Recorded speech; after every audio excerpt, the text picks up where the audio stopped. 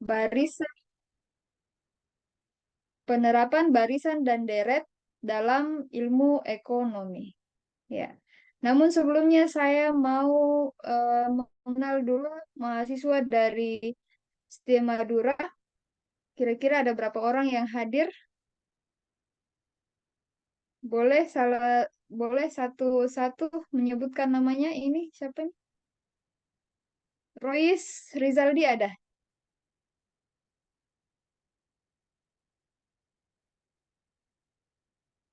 Adam Ahmad,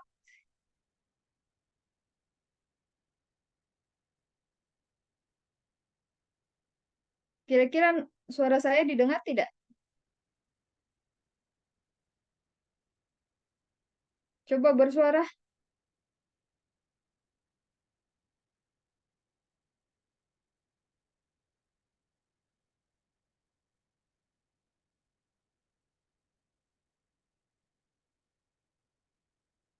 Oh ya, ada yang bertanya bagaimana caranya ubah background.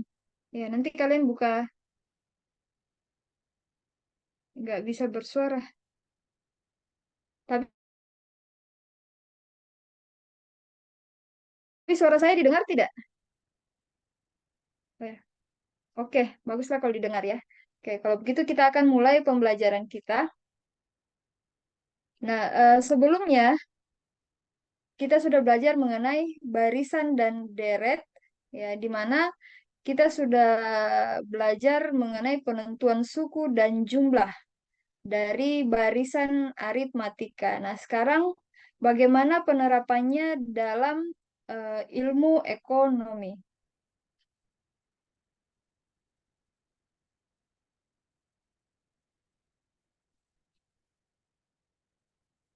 Ya. Nah, jadi penerapan barisan dan deret dalam ilmu ekonomi di sini ada tiga bidang saya simpulkan.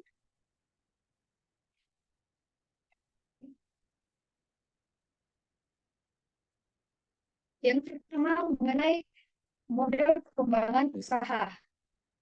Nah, kemudian yang kedua mengenai penerapannya dalam model guna majemuk, serta penerapannya dalam model pertumbuhan penduduk.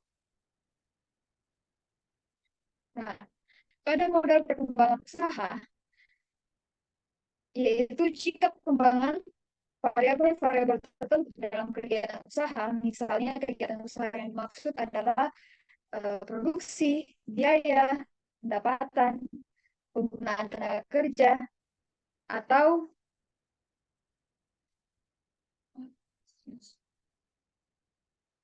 wait,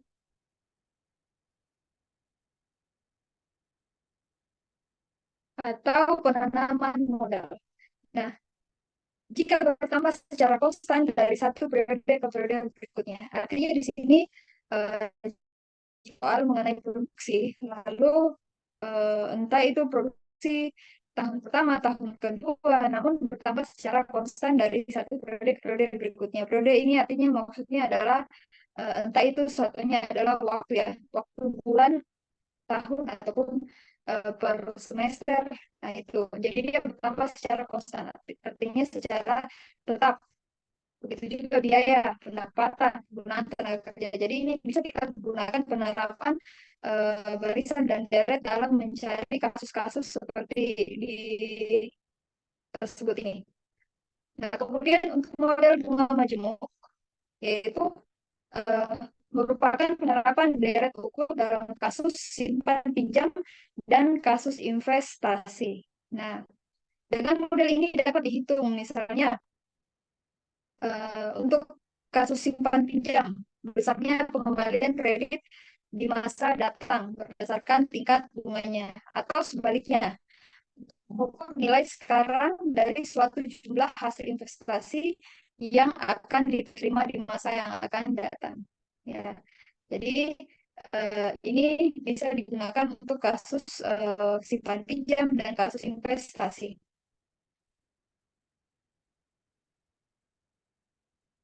Kemudian untuk model pertumbuhan penduduk, penerapannya yaitu bisa digunakan dalam menafsirkan jumlah penduduk.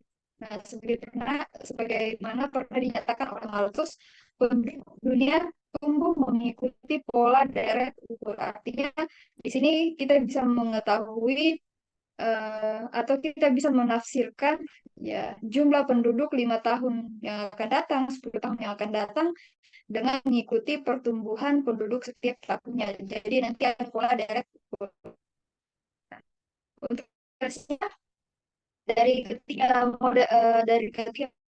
model ini kita akan masuk ke eh, contoh soal untuk model perkembangan usaha.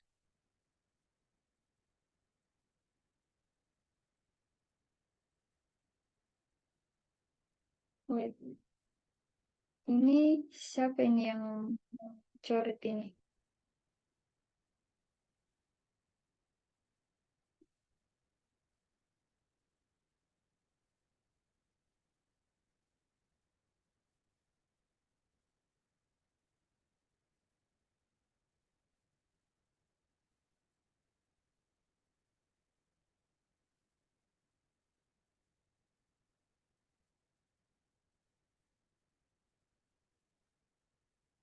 Kita masuk ke contoh soal. Nah, sebuah perusahaan jamu Rosso, ya jamu Rosso ya, pasti semua sudah pada kenal. Nah, menghasilkan 3 bungkus jamu pada bulan pertama produksinya. Dengan penambahan tenaga kerja dan peningkatan produktivitas, perusahaan mampu meningkatkan produksinya sebanyak 500 bungkus setiap bulannya. Jika perkembangan produksinya tetap, berapa bungkus jamu yang dihasilkan pada bulan kelima dan berapa bungkus jumlah yang telah dihasilkan sampai dengan bulan tersebut. Nah, kalau dari soal ini kita perhatikan ya. Jadi sebuah perusahaan menghasilkan 300 bungkus pada bulan pertama. Maka itu bertindak sebagai apa? Tentunya pada barisan dan deret kemarin, berarti bulan pertama dia bertindak sebagai suku pertama atau biasa disimbolkan dengan A. Jadi pertama diketahui A.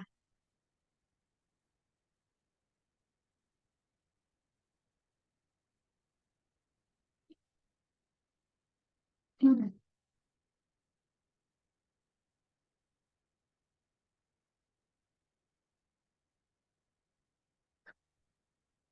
Jadi diketahui A yaitu atau suku pertama pada bulan pertama adalah 3.000 bungkus. Kemudian dia katakan dengan penambahan tenaga kerja dan peningkatan produktivitas, perusahaan mampu meningkatkan produksinya sebanyak 500 bungkus setiap bulannya. Berarti setiap bulannya akan mengalami penambahan sebesar 500 bungkus. Artinya dia bertindak sebagai beda. Ya. Lalu pertanyaannya yang pertama, Berapakah berapakah bungkus jamu yang dihasilkan pada bulan kelima? Berarti yang ditanyakan adalah U5, ya, yang mana N-nya adalah 5. Yang mana kita sudah ketahui rumusnya untuk penentuan suku atau penentuan di sini artinya penentuan eh, produksi untuk bulan kelima, yaitu kita menggunakan rumus UN sama dengan A tambah N kurang 1 kali beda. Maka sekarang kita akan masukkan A yaitu 3.000, N yaitu 5, dikurang 1 kali B. Sehingga kita hasilkan adalah 5.000. Jadi pada bulan kelima, jumlah yang dihasilkan pada bulan kelima adalah 5.000 bungkus. Itu pertanyaan pertama. Pertanyaan kedua, dia katakan berapa bungkus yang telah dihasilkan sampai dengan bulan tersebut. Sampai dengan bulan tersebut. Berarti yang ditanyakan adalah DN-nya. Jadi D5. Yang mana rumusnya adalah N per 2 kali A tambah UN. N artinya di sini kita sudah dapat artinya sampai dengan bulan terakhir yaitu bulan kelima. Jadi kita tinggal masukkan 5 per 2 kali 3.000 tambah 5.000. Sehingga hasilnya adalah 20.000 bungkus. Ya. Jadi dari bulan pertama sampai dengan bulan kelima, perusahaan Jamur Roso menghasilkan produksi sebanyak 20.000 bungkus. Itu untuk model perkembangan usaha ya. Jadi ini untuk model perkembangan usaha.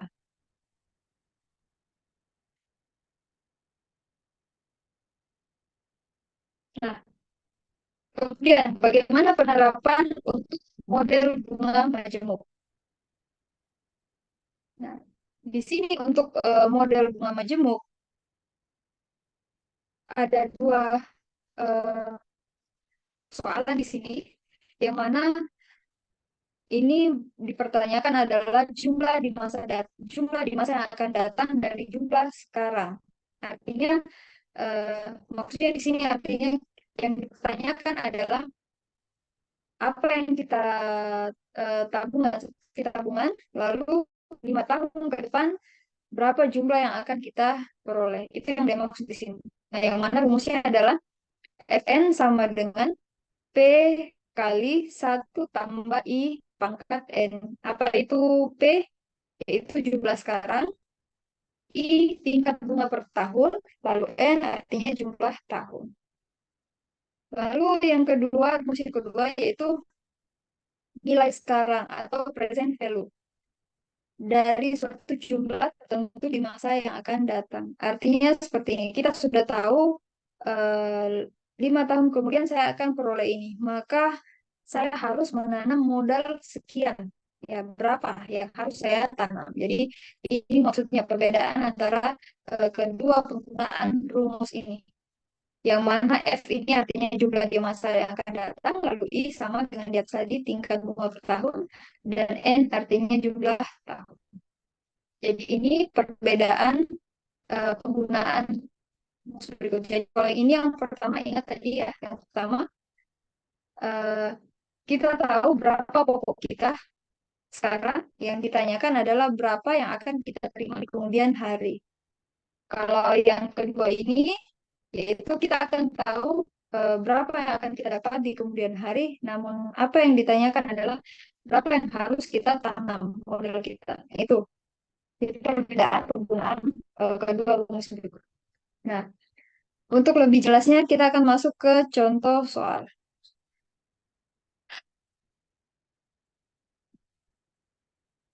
Nah, contoh soal yang pertama untuk penerapan barisan dan deret pada model bunga majemuk.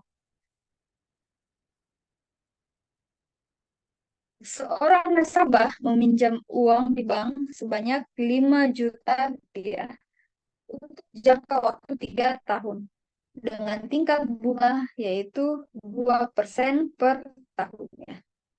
Berapakah jumlah seluruh uang yang harus dikembalikan pada saat pelunasan? Nah, maka yang kita gunakan adalah rumus yang keberapa? Yang pertama atau yang kedua?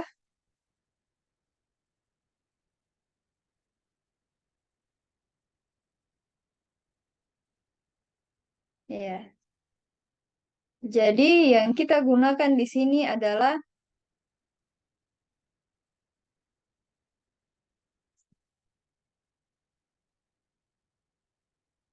Fn sama dengan P kali 1 tambah I pangkat N. Ini dikarenakan yang ditanyakan adalah berapa jumlah seluruh uang yang harus dikembalikan pada saat pelunasan. Artinya yang akan ke depan. Jadi yang ditanyakan adalah berapa akhirnya.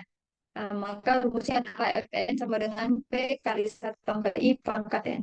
Dari rumus ini maka kita bisa tentukan, diketahui P yaitu sebesar 5 juta.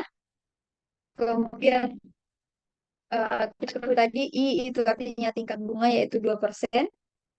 Dan N itu waktu yaitu 3 tahun. Kita masukkan ke dalam rumus, yang mana Fn sama dengan P 5 juta kali 1 tambah 3 tambah 0,02 pangkat 3. Nah, sehingga kita peroleh 5.306.040 rupiah. Jadi jumlah yang harus dikembalikan oleh nasabah setelah meminjam 5 juta selama 3 tahun adalah 5.306.040 rupiah. Ini. Jadi ini dipangkatkan ya. Jadi ditambah dulu ini 1 tambah 0,02. Jadi 1,02 pangkat 3. Maka ini yang diperoleh lalu dikalikan inilah hasilnya. Nah, itu untuk kasus yang pertama untuk model bunga majemuk. Lalu bagaimana untuk eh, kasus yang kedua untuk penerapan model bunga majemuk? Nih, soal yang kedua, tabungan seorang mahasiswa akan menjadi sebesar 532.400 rupiah selama 3 tahun yang akan datang. Ya, jadi mahasiswa ini tabungannya akan menjadi 532.400 rupiah setelah 3 tahun yang akan datang. Jika tingkat bunga yang berlaku adalah 10% per tahun. Berapakah tabungan mahasiswa tersebut pada saat sekarang? Nah, jadi yang ditanyakan adalah yang saat sekarang, nilai sekarang untuk memperoleh 532.400 ini. Jadi kita menggunakan rumus yang kedua tadi untuk penerapan barisan dan deret pada model bunga majemuk. Nah, rumus yang kedua tadi adalah P sama dengan 1/1 tambah I pangkat N kali F. Yang mana F di sini adalah di 532.400 ya. Lalu eh, I-nya adalah 10% atau 0,1 dan N-nya di sini adalah 3 tahun. Sekarang kita masukkan eh, ke dalam rumus ini.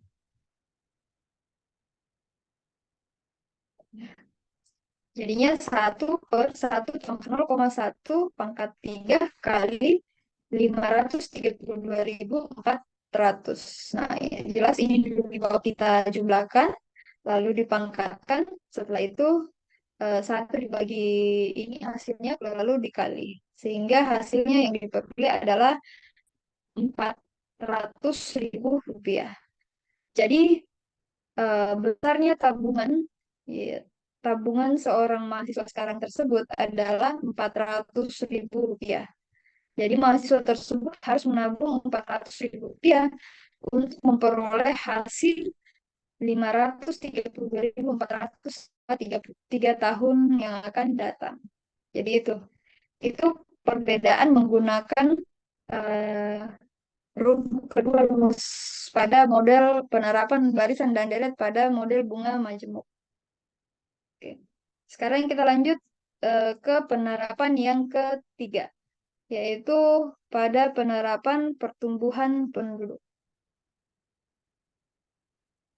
Ya, di sini rumusnya adalah PT sama dengan PI kali R pangkat T kurang 1. Namun di sini R kita jabarkan lagi, jadi PT di sini artinya artinya jumlah pertumbuhan penduduknya. PI-nya nanti di sini adalah tahun pertumbuhan ini. Lalu R di sini kita jabarkan dulu R. R itu 1 tambah R kecil ya. Jadi ini R kapital besar ini 1 tambah R. Nah, sehingga kita substitusi masuk, kita gantikan menjadi PT sama dengan PI kali 1 tambah R pangkat T kurang 1. Nah, apa itu PI? PI artinya jumlah pada tahun pertama, artinya dasarnya, basisnya. Lalu PT artinya jumlah pada tahun KT. Lalu R itu artinya persentase pertumbuhan penduduk per tahun. Lalu T itu artinya indeks waktu dalam satuan tahun. Jadi ini rumus untuk model pertumbuhan penduduk.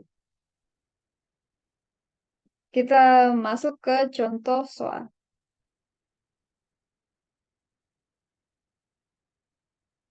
Nah, penduduk suatu kota berjumlah 1 juta jiwa pada tahun 1991 dengan tingkat pertumbuhannya adalah 4% per tahun. Hitunglah jumlah penduduk kota tersebut pada tahun 2006. Nah, itu pertanyaan pertama. Berlanjut lagi pertanyaan berikutnya itu jika mulai tahun 2006 pertumbuhannya menurun menjadi 2,5%, berapakah jumlahnya 11 tahun kemudian? Ya. Jadi dari soal tersebut ini ada dua pertanyaan. Jadi yang pertama kita disuruh mencari jumlah penduduk dari tahun 91, ya, pertumbuhannya dari tahun 91 sampai dengan tahun 2006. Jadi yang menjadi tahun dasar di sini adalah tahun 1991. Nah, lalu pertanyaan kedua, jika mulai tahun 2006 pertumbuhannya menurun, maka 11 tahun kemudian jadi 11 tahun dari 2006 adalah tahun apa? Nah, kita akan hitung lagi. Jadi yang menjadi tahun dasar nanti di sini adalah tahun 2006 lagi. Sekarang pertama kita itu pertumbuhan dari tahun 91 sampai tahun 2006. Maka yang menjadi dasar di sini yaitu 1 juta jiwa pada tahun 91. Nah, dan dengan tingkat pertumbuhan adalah 4% atau 0,04, sehingga R diperoleh yaitu ini 1 tambah R kecil atau tingkat pertumbuhan, sehingga R kapitalnya didapatkan adalah 1,04. Jadi dari tahun 91 ke tahun 2006 yaitu ada 16, ya 16 tahun, ya 16 tahun. Jadi 1 juta kali, ya sesuai tadi rumusnya 1,1 ditambah 0,04 jadinya 1,04 pangkat 15. Dari mana dapat 15 tadi? Ini rumusnya yaitu 16 dikurang 1. Jadi hasilnya adalah 1.800.943 jiwa. Ya, jangan sampai ada yang nggak cerdik ya. Nah, itu. Jadi eh, jumlah penduduk jumlah penduduk pada tahun 2006 adalah 1.800.943 jiwa. Nah, lalu lanjut lagi untuk pertanyaan berikutnya, yaitu menanyakan jumlah penduduk 11 tahun kemudian dari tahun 2006. Jadi yang menjadi tahun dasar lagi adalah ini lagi. Nah, ini lagi yang menjadi tahun dasar. Sehingga P adalah 1.800.943. Lalu R-nya berubah karena di sini mengalami penurunan. Jadi dia berubah 2,5%, kita rubah menjadi 0,025. Nih. Nah, sehingga R diperoleh yaitu 1 ditambah 0,025, hasilnya adalah 1,025. Nah, sama kita masukkan lagi ke dalam rumus ini, yaitu PT sama dengan P1 kali R pangkat T kurang 1. Yang mana T-nya di sini adalah 11 tahun. Jadi 11 tahun kemudian hasilnya adalah 2.305.359 jiwa. Jadi pada tahun apa, 11 tahun kemudian dari 2006 atau dengan selain tahun 2017, ya 2016 2017, pada tahun 2017 jumlah penduduknya adalah sebesar 2.305.359 jiwa. Itulah contoh soal dari penerapan barisan dan deret dalam ilmu ekonomi. Ada yang mau ditanyakan? Silakan bertanya. Kita buka sharing.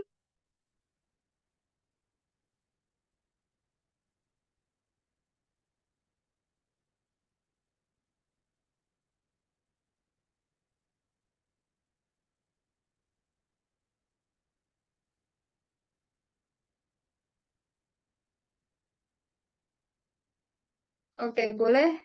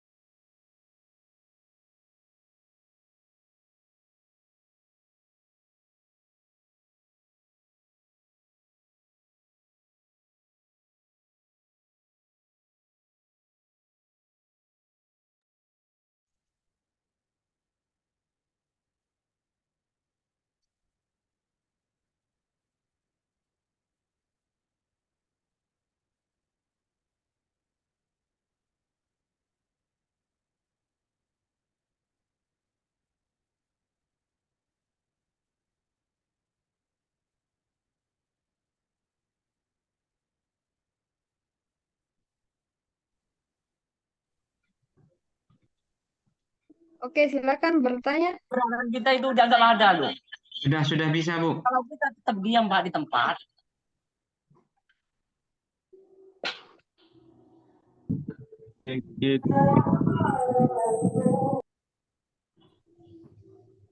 Mungkin ada yang mau nanya, silakan.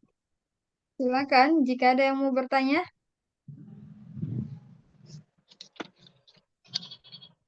Nanya karena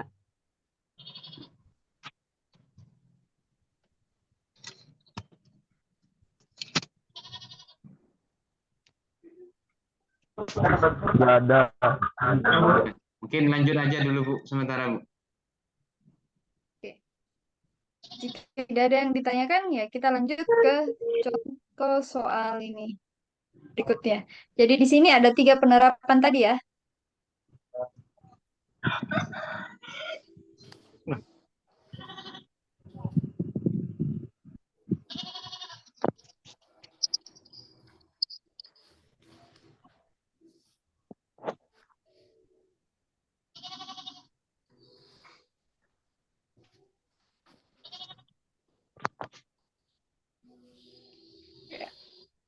Jadi kita dapat menyimpulkan,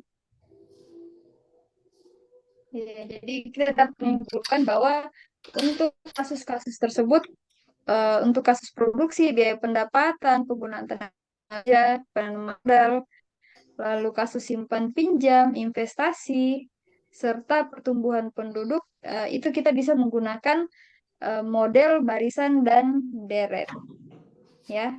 Jadi kemarin-kemarin bertanya ada dan deret apa sih kaitannya dengan ekonomi?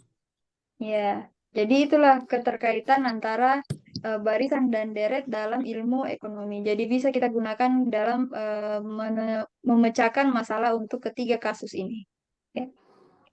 Nah, mungkin masih ada yang bingung ya penggunaan tadi model bunga majemuk. Atau sudah paham? Jika sudah Ada paham, semua saya... ini. Oh, sepertinya paham semua ya. Nah, kalau paham, Paham nggak? sepertinya sudah bisa diberikan soal ya, Pak ya, untuk mereka kerjakan.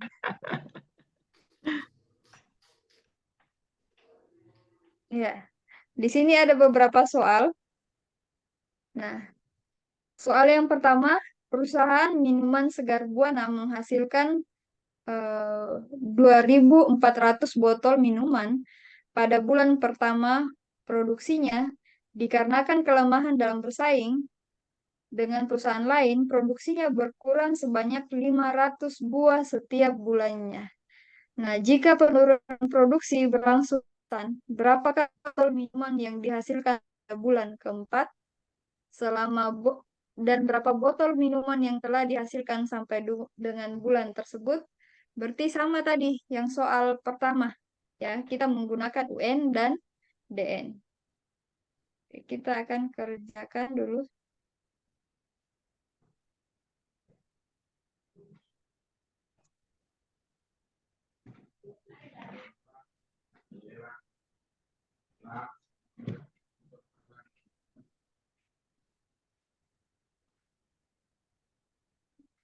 Jadi diketahui. Jadi pada bulan pertama A-nya adalah 2.400 botol. Kemudian dikarenakan mengalami kelemahan dalam ini dia berkurang, jadi dia B-nya turun. Nah, berarti minus. Kalau dia bertambah berarti positif. Jadi di sini B-nya adalah 500 karena dia berkurang. Lalu jika penurunan produksi berlangsung secara konstan, artinya dia tetap ini ya, berarti minus 500 berkurang terus setiap bulan. Berapakah botol minuman yang dihasilkan pada bulan keempat? Berarti N-nya adalah 4. Jadi di sini ada dua pertanyaan. Ya, U4 dan D4. Nah, ini yang ditanyakan. Jadi kita cari 4 sama dengan misalnya tadi A tambah N kurang 1 kali G. Kita tinggal masukkan A-nya yaitu 2.400, N bulan keempat dikurang 1 kali B yaitu min 500. Sekarang kita cari.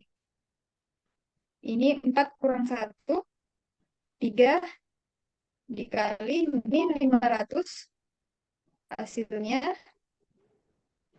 3 kali ini berarti min 1.500. Jadi hasilnya adalah 2.400 kurang 1.500, hasilnya artinya 900. Artinya di sini jumlah botol minuman yang dihasilkan pada bulan keempat hanyalah 900 botol. Jadi hanya 900 botol yang dihasilkan. Nah, kemudian lanjut.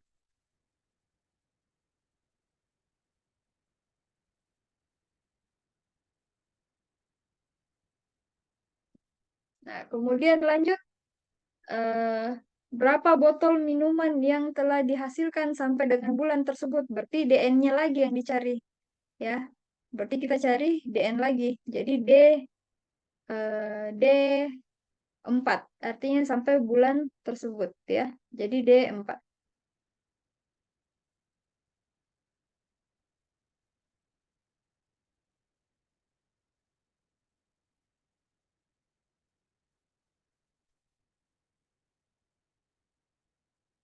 Jadi yang dicari lagi adalah D4, yang mana rumusnya adalah tadi N per 2 kali A tambah UN. Karena ini adalah sampai bulan keempat, maka otomatis N-nya 4, UN 4. 4 per 2 kali A-nya yaitu tadi 2.400 tambah UN ini tadi ya U4 900 ya.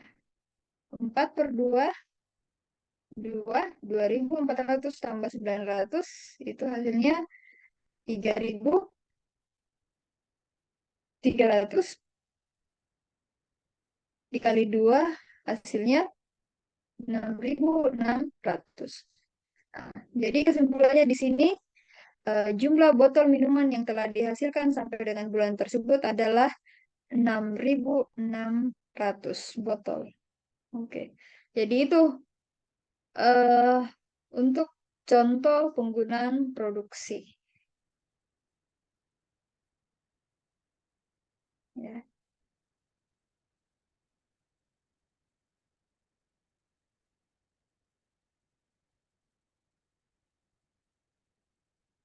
Ada yang mau ditanyakan?